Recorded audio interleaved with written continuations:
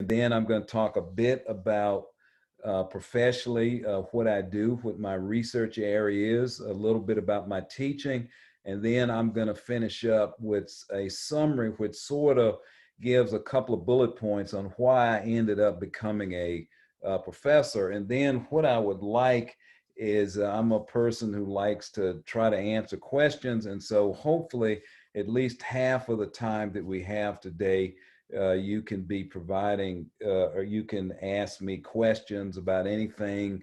You know, what are things that I find I really enjoy about being a professor? What are some of the tough aspects? And then you know, some advice on what would be a way for you to find your career path. So I'm the J. Byron Maupin Professor of Engineering. I also was the founding director of the Center of Space Science and Engineering Research. So you can see that I'm actually a rocket scientist. I'll show you that in a couple of slides when I was a grad student.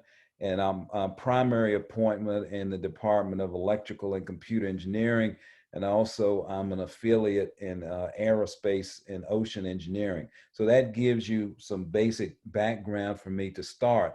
So let's go all the way back to when I was a kid. So how did I actually grow up? And I have two what I think are nice images here. And when I was a kid growing up, this is basically what I saw on a daily basis. I grew up in a small town in south side of Virginia. The town was called Ridgeway. Some of you may be familiar with the area. Another town that is close by is Martinsville, Virginia. And also, most of my relatives and family actually come from North Carolina. So some of you may have heard of Greensboro, High Point, Winston-Salem, North Carolina. That's where most of my relatives reside. So I grew up on a tobacco farm, and this was very common in the time that I grew up as a small child. There were lots of tobacco farms. That many years ago, people smoked more so, and there was a huge tobacco business. My parents were not educated, but I always say that I was intimidated by both my mother and my father, because I was always felt inadequate because their minds were just so sharp. They had problem solving, analytical minds, even though they weren't educated. And it turns out I was the first high school graduate in my family. And so one thing to note about my story and how I ended up as a professor, some of you out there may be first generation college, but you know, just be comfortable and confident you can do it because I did.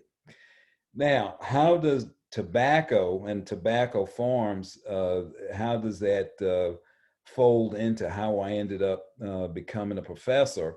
That this is very difficult work. Lots of time, I think people that actually do smoke tobacco, if they saw what goes on behind the scenes in terms of raising it, they would think twice. But this was very hard work. And I remember one important moment in my childhood. I had a discussion with my father, and I was complaining one day. It was about 95 or 100 degrees, and we were out, and you see towards the right, the tobacco leaves, and they have to be pulled off the plant. And then on the left, you see a barn. So you pull off the green plant, you put that on a stick, and then that's placed inside the barn. You cook it for 3 days at about 180 degrees Fahrenheit, and then out comes the tobacco that goes in cigarettes and cigars and so forth and so on. So it was a miserably hot day.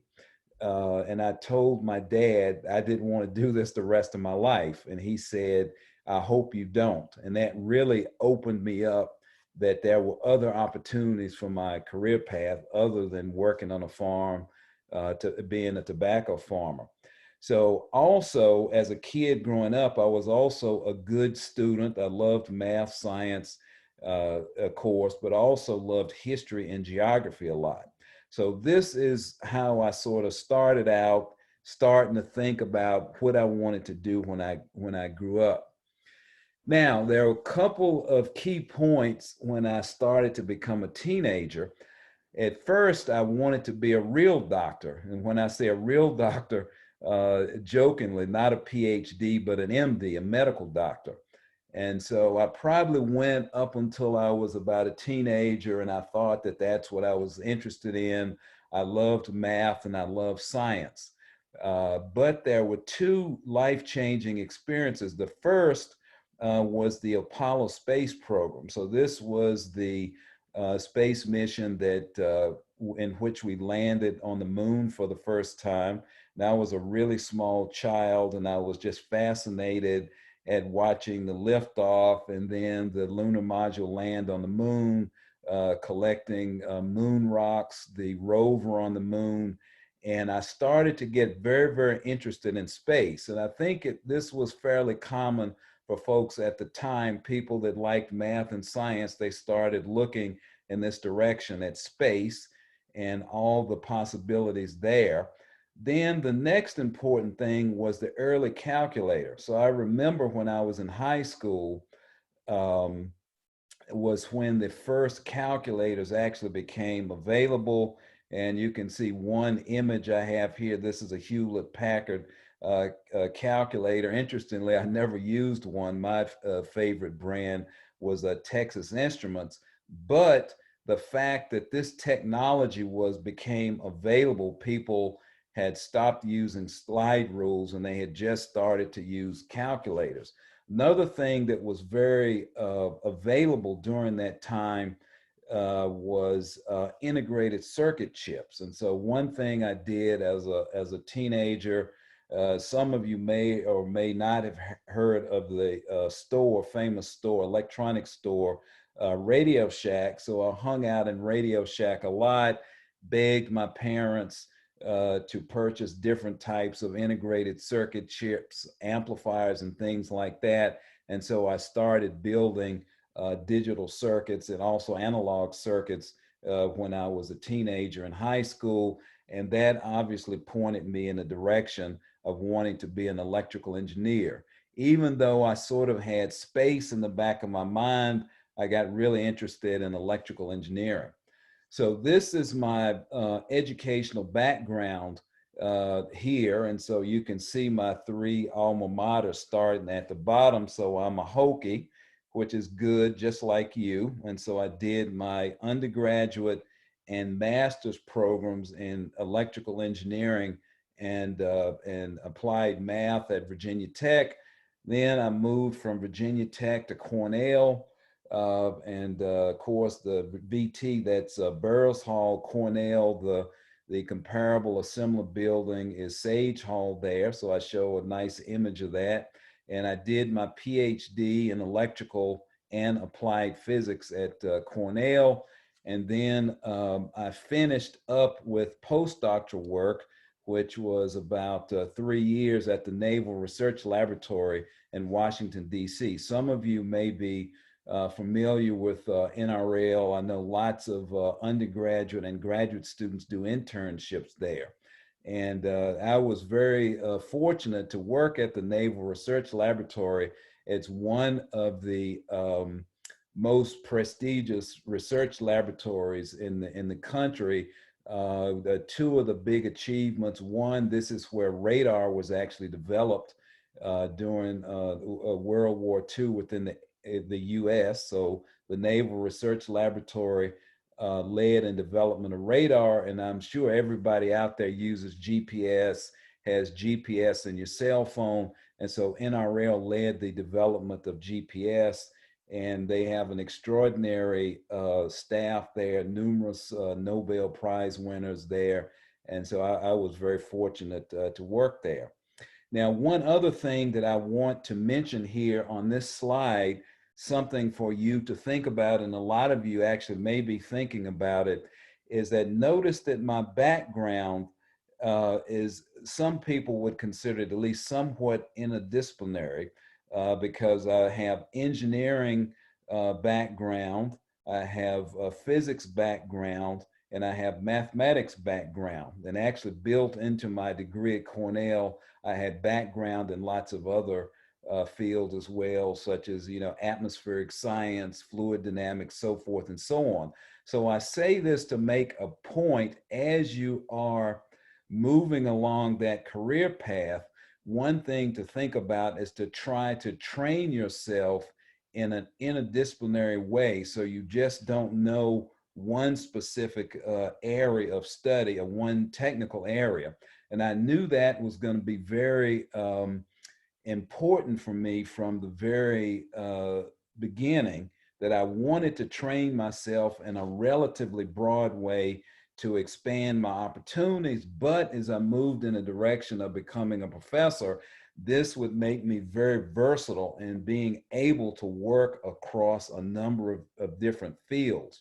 And I say that was one of the biggest advantages. And I'm saying it was painful at the time to take graduate courses in physics and math and chemistry and atmospheric science and nonlinear dynamics and so forth and so on, but it has paid off as a career choice. And most of the important problems that you guys are going to tackle as PhDs and people who are going into, may go into a research direction, these are going to be interdisciplinary problems. The grand challenge problems are going to be that way, and that's something that I would recommend that you do while you're in the circumstance of being a graduate student.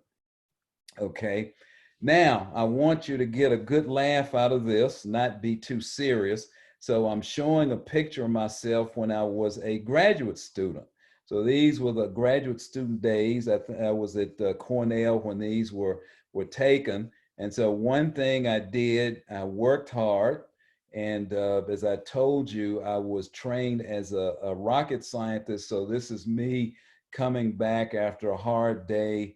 I actually worked on one of the early supercomputing infrastructures in the country when I was a student at Cornell. That was one component of my dissertation research, but I have a little picture that's coming out of my dissertation up at the top right. Excuse me. And this actually will validate to you that I'm actually a rocket scientist.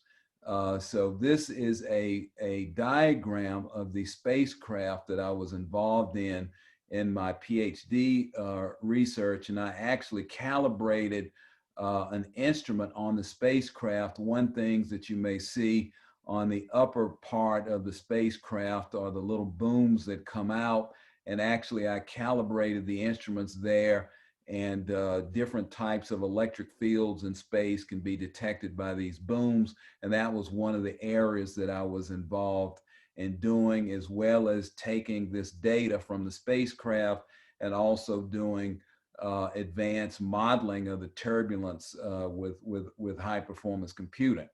So I worked hard, but down at the bottom, you can see a more serious side of me. Actually, I got involved in acting when I was in graduate school. And of course, that's me over to the left with a smirk on his face.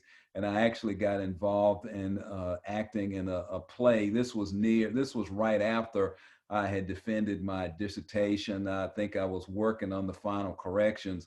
And so again, I can show that I'm a nerd, which I like to be, but also I can be an actor as well. So that was a very interesting experience for me.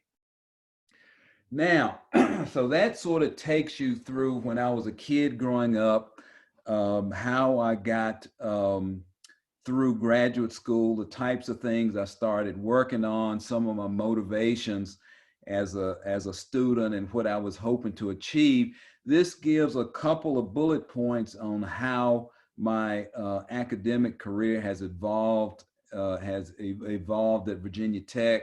So remember, I had just finished up my postdoctoral work at the Naval Research Laboratory. And again, that's something some of you may have interest in postdocs. I think they're going to become more and more important for people who want to go into an academic position. It's sort of like some of you who aren't familiar with a postdoc, it's sort of like an apprentice program in the sense that once you finish your PhD up, you may have some ideas you want to become a professor. Oftentimes, depending on the field, you may need more development. And so what a postdoc is, you go in, you have an advisor just like you do for a PhD, and you go in and you work under an advisor on another research project, which can be of similar level as your PhD dissertation. And then you work on that project, you develop yourself technically, you get a few more publications out, and most importantly, the bread and butter of a faculty member at a research university, you have to understand how to develop a research program. And so you develop those contacts with different organizations, whether they're federal or industry, where you can work with to start to, for them to fund you to start to develop your research program inside a university. So that was a very, very important experience for me on my pathway to becoming a professor, is to do a postdoc at the Naval Research Laboratory, because I was able to achieve that. I developed more publications. I broadened myself in terms of my research expertise. And also I was able to make connections with federal funding agencies and learn about writing proposals. And when I came to Virginia Tech, you could see quite a while ago in 1992, I was able to start and get up and start to build a research program relatively quickly. I could not have done that if I had not done the postdoc. So after a number of years, you can see I was finally promoted to full professor in electrical engineering. Some of you may know, as you evolve towards being a professor, there are 3 ranks. You start out as an assistant professor. And then after about 6 years or so, you can be promoted to an associate professor and get your tenure. And tenure means that essentially you have a possibility of a permanent position.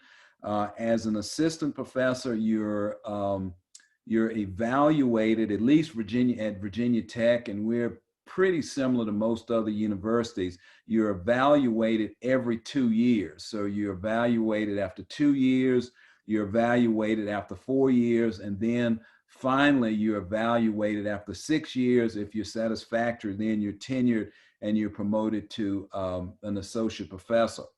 Then roughly about another 6 years of satisfactory progress, mostly at a research university, is building your research program, demonstrating that you can publish very high quality papers. You can be promoted to a full professor. So that was my case in 2006.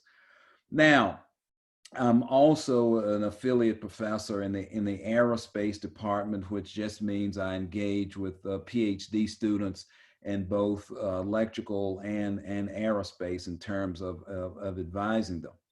Now, one thing that I probably haven't woven in, or there may be a gap in my story here, you're saying, well, you said when you were a small child, you got interested in the space program. And that's essentially what I was trying to do during the time as I was going from assistant to associate and full professor. I was building my research enterprise, and in 2007, I was able to start the Center of Space Science and Engineering Research. Some of you may be familiar. The name of our organization is Space at VT. Some of you who may be interested, you can easily do a Google search on the VT website and find the research center. So this is one of the things I really worked towards from the time I was an assistant professor. And actually, when I came to Virginia Tech, I was really the only space science faculty member in the College of Engineering at that time. And you can see over the period of time, we developed a pretty vibrant research center. I'll tell you a little bit about in a few minutes, but we have a number of probably 50 graduate students and a dozen professors and staff and so forth and so on now. And so that is how I work towards my goal. And again, I started actually thinking about this when I was a small child. I started to make more progress in envisioning what this goal and what I wanted to achieve when I was actually a graduate student. And in 2007, we were able to achieve that. And we think we made a pretty significant contribution to the College of Engineering, both in terms of research and educating students. Another thing to note here as well, that I became a director of a remote sensing IGEP. Some of you may actually be involved in IGEP's interdisciplinary graduate education program.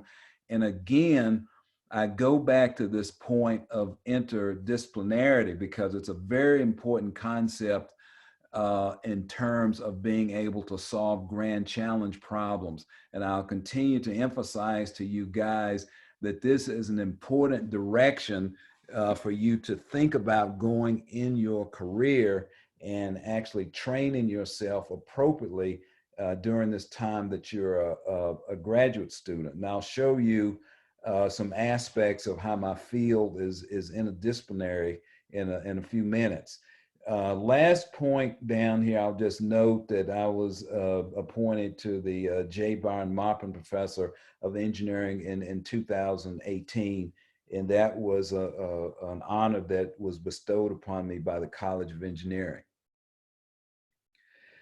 Now, so this is the research that I'm involved in, and so what I'd like to do is give you a sort of a big picture, and then I'll go into one or two more details, and I'm actually quite well over halfway in this little presentation. But the research that I do is space weather, which is the interaction of the sun's atmosphere and the Earth's upper atmosphere. And it's important to us because it impacts modern technology. So the first point I'll point out that this is a very interdisciplinary field, and this was really how I was trained at Cornell as a rocket scientist, but also the interdisciplinarity in the field is what really attracted me to it. I could do basic physics, I could do electrical engineering, or I had to know about electrical engineering. I had to know about aerospace engineering.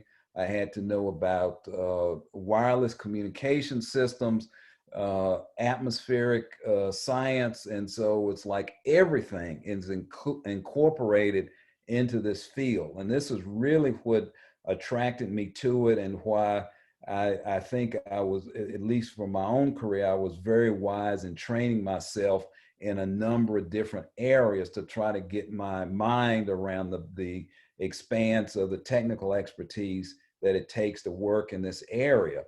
But in simple terms, you see over to the left, and this is a very famous picture illustration from NASA, is that this is the sun and the solar wind. So essentially you can see that the red gas, the solar wind, it's the outer layer of the sun's atmosphere, and it's engaging with the Earth's atmosphere, which you can see the Earth to the right, and of course the magnetic field lines there. And the interaction between those two atmospheres causes lots of turbulent reactions. Now, you certainly can imagine now and on into the future, as far as we can see, you have spacecraft that'll be orbiting the Earth. You have astronauts, you have GPS satellites, you have communication satellites, and all of the turbulence and structure that exist inside the Earth's atmosphere due to the interaction with the sun's atmosphere. This can cause negative impacts on all of those technologies that we use every day. Like I said, the communication satellites, GPS satellites, astronauts, people trying to exist in space, so forth and so on. So this is why, this is an important field.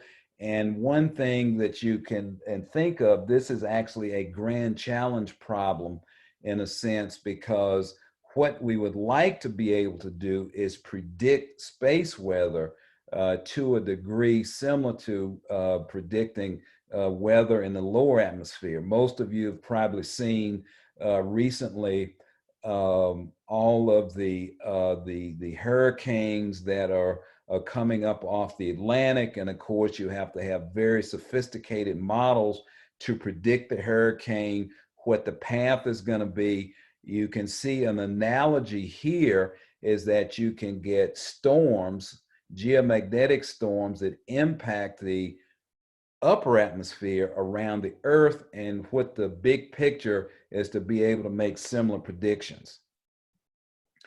Now, this, again, just to give you an idea, this is the research group that I used to be the director of. I stepped down a year or so ago, but those of you who are interested or may find these pretty pictures interesting and say, well, that may be a cool research agenda, you can contact me. But again, I'm a part of the Center of Space Science and Engineering Research. Professor Scott Bailey is the director who took over from me, and it's an interdepartmental collaboration for studying the Earth's environment and space. And again, there's a very broad, and I think I hit the wrong button here, so give me a second. A little embarrassing. Okay. Is very interdisciplinary. We have people who do pure engineering that work with us, aerospace engineering, electrical engineering. We're actually starting to bring in folks that do mechanical and industrial and systems engineering.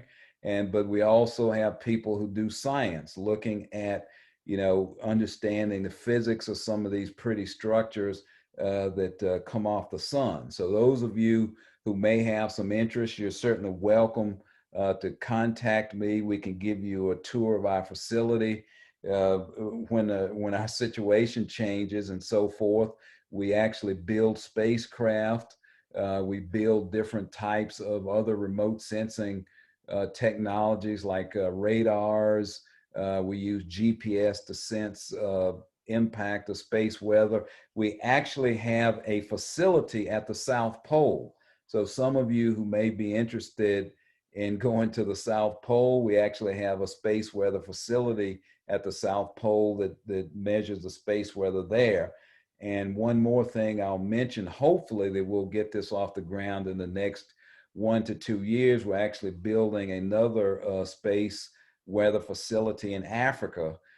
Turns out in Lagos, Nigeria, and Professor Mike Rahanami and Professor Joe Baker, they are leading development of that facility in Africa, and we expect to be making a good number of trips over there to get that facility up off the ground and collaborate with the Nigerian Space Agency.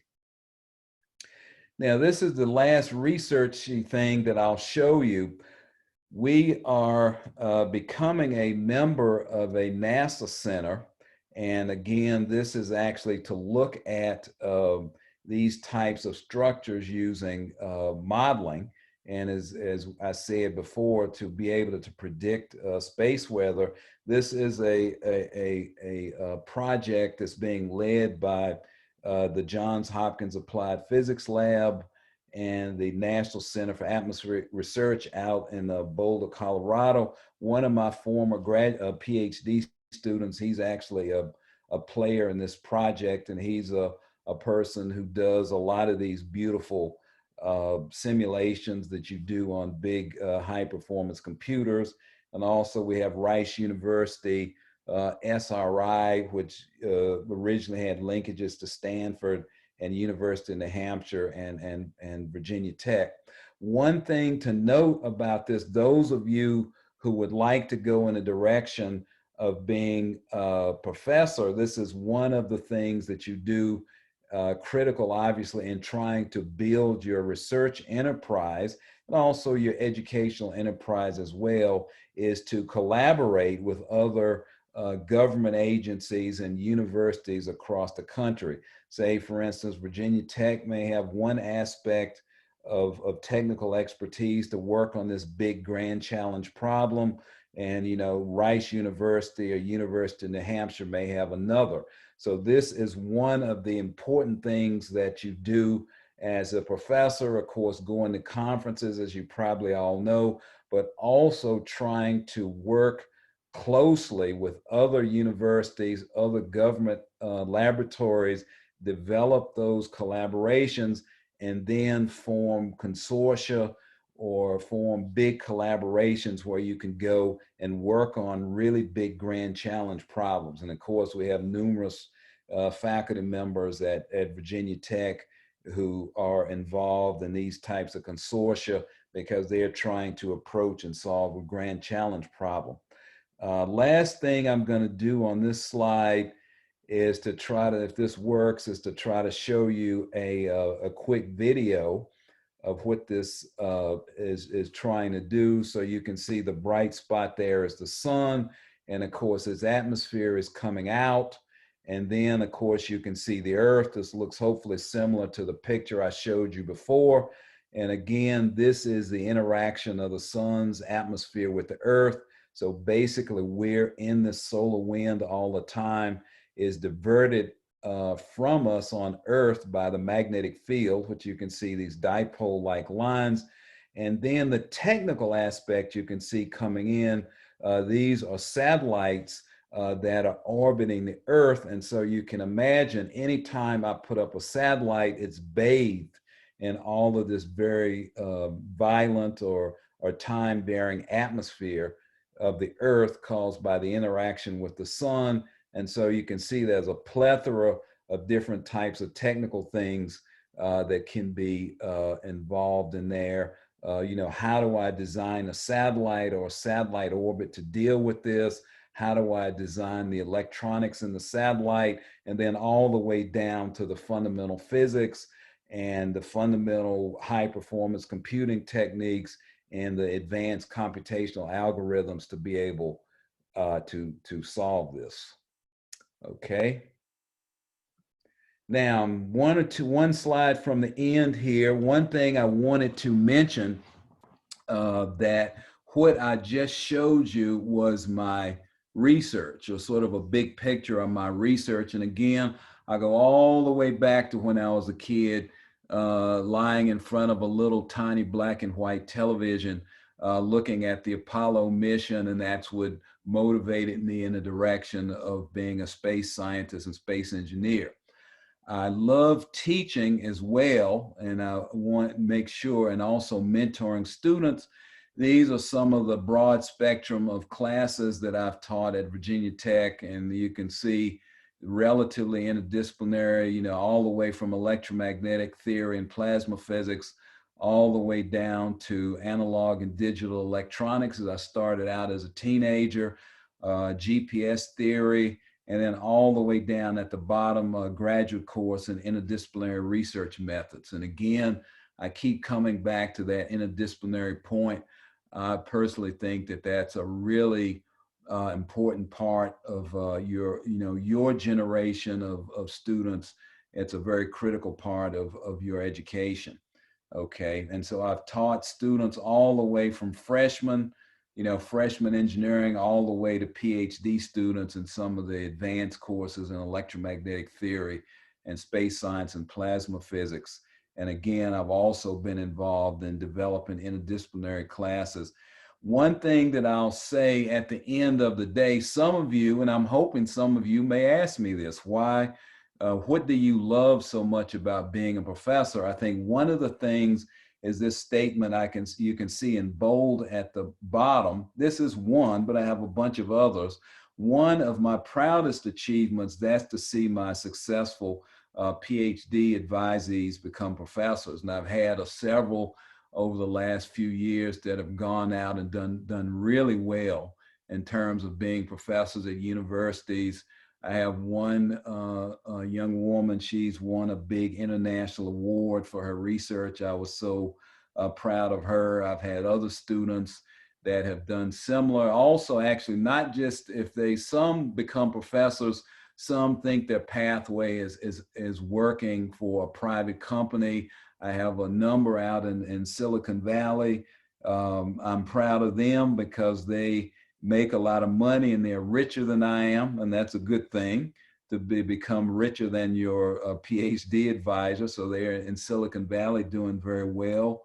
And I also have some who work at government labs, like the ones who develop a lot of the fancy computer codes that you saw in the animation. So this is my last slide, and I'm going to take questions after this. So the question, when I look back over my pathway from when I was a child all the way to now is, well, why did I become a professor? That's something when they gave me this task, I started thinking about. I would say the most important thing for me is I love teaching, engaging, and mentoring students. I think I've always had that type of a perspective from when I was a kid, and that's something that's very important to me, imparting knowledge to other people. And I think one of the important things for me is, how do I work towards becoming a good teacher and a good mentor? And that's something that I've done my whole career. I think one of the simplest things is just the simple word empathy, is to be able to put yourself in somebody else's shoes. You may have a student that's struggling a little bit, but as a teacher, you have to put yourself and try to look at things from their perspective. And oftentimes you're able to be able to resolve a breakthrough for them, that they can understand the material. And another simple thing is mentoring as well. You sort of put yourself in somebody else's shoes and try to understand what their barriers are and how you can sit down and talk them through it, or what type of things do they need to advance their career. And again, I love STEM and doing research, as I've shown you. And again, I've been able to travel all over the world, doing research and speaking. And that's, to me, it's amazing, from a little boy that grew up on a tobacco farm. Of course, you have to sacrifice, get your appropriate education. I was all the way through undergraduate and postdoc. That was 13 years, but it was well worth it. One of the things that, being a professor, I try to be balanced. These are the three metrics that say, when Virginia Tech or any other university evaluates a professor, you have to have competence in research, you have to have competence in teaching, and also service, which can be service to the university or your professional field. And this is something to think about as well. You sort of go into it. These are three of the critical aspects of the job. You can't be equal in all three, but you have to make some progress. Another thing very important for me, as I'm an advocate for an inclusive society and education, is the equalizer. Again, I'm a first generation high school graduate. I'm also an African American, and I'm a strong advocate for an inclusive society. And I think education is so important to leveling the playing field across our society. And so that was one of the reasons I think I moved in a direction to become a professor as well. And then the last thing, for any job, you have to love it every day. When you come in, there's always going to be some ups and downs. So I said I love it mostly every day, but I think that's the bottom line. And throughout my pathway, as far as my professional career, I think I ended up going in the right direction. And so that's all I have to say now. And then I'm going to open this up for any questions anybody out there may have. Thank you.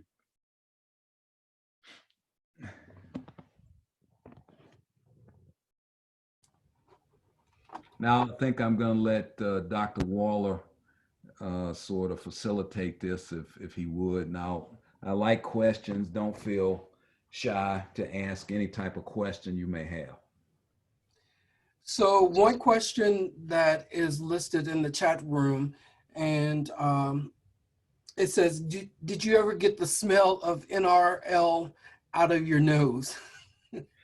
That's an inside joke. And so I'm glad I have somebody out there that can give me as an inside joke. So those of you who may not, this is obviously somebody that's familiar with NRL. So the Naval Research Lab, again, it's one of the handful of most prestigious research labs in the country. And it's in Southeast Washington, D.C. And it turns out it's right beside a sewage treatment plant. And this time of year, the answer to the question is no. I actually dread going back to NRL. I still have lots of research collaborations at NRL now. Actually, I'm getting ready to submit another proposal in a week or so. And no, that smell never gets out of your nose, the sewage treatment plant. Two more funny points about that are as follows. That one of my office mates was actually told me this story. He was riding on a bus and he worked at the sewage treatment plant. Of course, my office mate worked at NRL. And it turns out that he belittled and abused my office mate because it turns out that those people make lots of money to be able to work in that sewage treatment plant. So they did not have PhDs, did not go to prestigious universities, and they were probably making at least as much as all the brilliant scientists and at the Naval Research Laboratory. So that was a little funny. And then the other things, I know usually this time of year, August, September, you have to be out of the building before about 5 or 5:30 because the smell is just overwhelming. But anyway, thanks for that. Thanks for that inside joke type of a question. The next question, or combination of a statement as well. Thank you, Dr. Wayne. Great speech. You have mentioned about many positive things about the path that you went through from PhD to professor.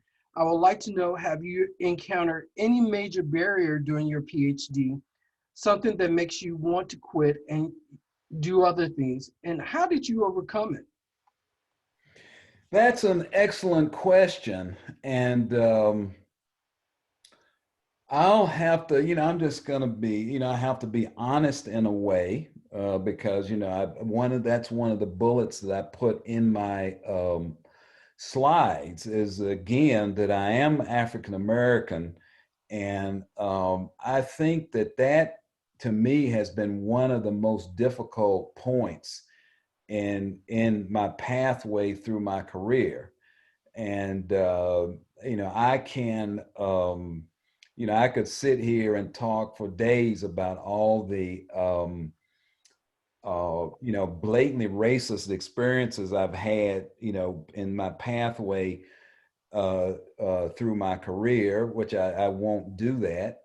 But what I will do is, well, I'll give you one or two examples. I think one thing that you're placed under a very difficult emotional drain by going through your career, being the only one of your ethnic background. For instance, I graduated from Cornell, the space physics program there was well renowned. They had an ongoing competition with Stanford, which is another good school, obviously, for decades. And so I was the one of only two African Americans that graduated from that program in 60 years, not 6 years, but 60. And the only one who ended up becoming a professor. And, I've continued to have experiences like that throughout my career. But and sure, a lot of times I was frustrated. I wanted to quit. I had a dissertation advisor that obviously was not woke. I guess that's the term some of you younger folks use these days. But I think the thing that propelled me through all of that is I always looked at the end goal of what I wanted to achieve. I know that I'm going to have to deal with difficulties for various reasons. And, we all have things that are going to discourage us at times and hold us back. But I think the thing that you do under those circumstances is you always look at you keep your eye on the prize. I guess that's another very famous statement as well. And that's what I did. And I think that that's what propelled me through. And I said, if I can get to that prize, then I'll place myself in a circumstance that even though I oftentimes was not mentored appropriately or people did not have empathy for me, that I can stand there and do that for other people. And so those are the things that continue to propel me through. Thank you, Wayne. Another question we have is, with all that you have accomplished and continue to accomplish, how do you create a work-life balance? That's a tough one. Because some of you who may know me, I have a wife who's 10 times smarter than me and works 10 times harder. In terms of that type of, there are several levels to answer the question. One is I think that, and again, that's something that's becoming more and more of an issue in academia, is you often have husband and wife teams. And so, my wife is, she's an associate dean. I'm a faculty member. And, you just have to, one, not learn to take things so seriously on the job. Don't get stressed out about it, and then make time to have fun. If you're in that type of relationship. Another thing for me is that I have a number of hobbies, and I have been that type of person ever since I was a child. And so some of people who know me, my biggest hobby is music. And so I'm a record collector. I go to music concerts very often. My most favorite type of music is jazz. And you could ask me, what are some of my favorite jazz artists? Miles Davis, John Coltrane, Ella Fitzgerald, Shirley Horn, so forth and so on. And I think that's one thing. You have hobbies that you can enjoy. One is I do try to go to the gym whenever I can, to keep your body fit. Hobbies that you really enjoy, and then being around and enjoying yourself with family and friends. And that's what typically does it for me. Thank you. The next question we have states, I can tell you have accomplished a lot in research. Thanks for your positive speech, but can you tell a bit about what you have done to be a better educator and mentor? Have you had any professional development trainings, or did you go with your intuition and experiences? As we know, tenure track rewarding is based on research. So how did you close the gap to learn the pedagogical aspects of academia? Excellent question. So I'll start out by saying things this way. Trying to remember, I'm ashamed to say this, but actually I got my PhD about 30 years ago now. So, I'm not a spring chicken anymore, as my postdoctoral advisor told me one day. He's about 10 years older than me. I think that one thing that I did subliminally to try to develop myself into a teacher, and I'm very, proud of myself as far as my teaching. When I was a young faculty member years ago at Virginia Tech, you got an award when you were ranked in the top, who was it, 3 to 5% in the whole college in terms of your teaching evaluations. So on a number of occasions, I did rank in the top 3 to 5% of all the faculty. I think it was maybe 250 back then. So in my younger days, I was known, at least amongst the students, as a good teacher. And I think one thing about being good as a teacher, you have to have you have to have a work ethic. You have to be willing to work hard at it.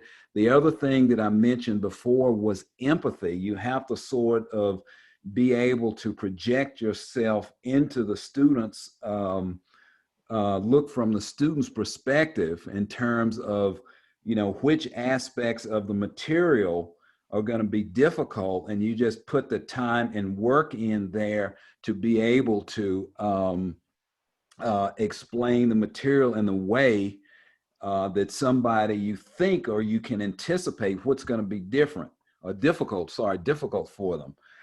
And so I've not had any formal training, and that was very typical. And I probably agree with the person asking the question, is that's a problem, because the vast majority of engineering professors, we walk out, we got a PhD, and my wife, who has a formal graduate education, her PhD is in education, that can easily be perceived as insulting. I go out as a PhD and I'm a rocket scientist. I'm not trained to teach or be effective at mentoring. And so one of the things that I see is that that's something that's getting better and better, because there are more formal ways of getting people in a position where they can teach better, they can mentor. As far as mentoring, and this is the same with teaching as well, I learned just as much from a teacher or professor I had that taught poorly as taught really well. So I was able to pick up something. Well, this professor is terrible, and I try to analyze it. Why is this person such a poor teacher? And I would analyze it, figure out what the weaknesses were, and I said, I'm going to do exactly opposite of that. Same thing if I had a great teacher. I sat down, I analyzed what their strengths were, and then tried to emulate that when I became a teacher.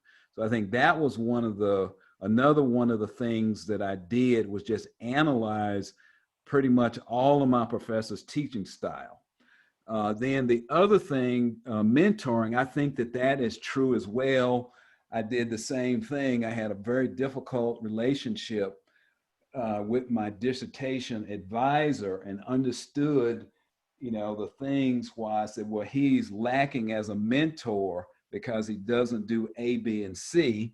Then for my PhD students, I try to do the opposite, because I tend to spend lots of time with my PhD students. I love mentoring students. I love discussing science or technology or engineering with them. And we can sit down and have a discussion. I look up, it's been 2 or 3 hours. And so oftentimes, if you're busy, you don't have time to spend that much with a PhD student. But if I'm in a position that I do. And that's one of the ways I spend time with my students, because I find out that I learn so much from my students. And so that's why I'm happy to spend time with them. Hopefully that sort of addresses in a way how I sort of try to learn about mentoring and teaching without any formal background, like most of us. Thank you. The last question we're going to address is, after doing research for so many years in my PhD, I feel that academia is driven by numbers, like citations, impact factors for journals, prestigious university, etc. How do you compete in such an environment and focus on quality research or engaging teaching? That's another excellent question, and I think the person asking the question is true. A lot of people think that research, oftentimes when you're evaluated, people look at numbers, and that actually can often lead to inappropriate assessment or evaluation. One thing is that different fields are different. Say, for instance, if I'm looking at citations, I mean, you have to look at the actual size of the research community. For instance, I'm a rocket scientist, And, how many people are being trained as rocket scientists, say, compared to somebody in a more traditional area. And so that changes numbers of citations and things like that. Different fields have different funding universes and things like that. So I would say the way that I try to consider myself to be competitive, I often don't worry too much about a lot of these misguided metrics. And again, that's what the term that I'll use is, a lot of people use these metrics in a misguided way. Oftentimes the databases are not even complete. How I get my satisfaction is when I'm actually in my research community amongst my true peers, and they laud my work. They give a positive appraisal of my work. They are in a position where they say, you deserve to get research funding.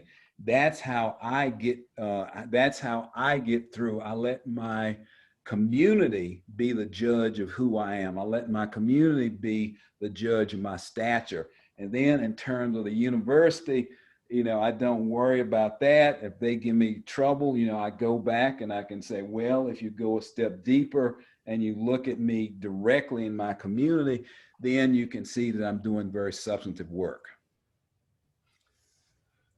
Wayne, this has been an excellent presentation. We thank you so much for your time and your devotion to the profession of being a professor. Um, Thank you, thank you, thank you. Um, this Well, I end, like to say thank you, thank you, thank you to the students, and I'm very proud of the fact that we obviously have some very talented students out there, and I'm very proud of them. And if anything,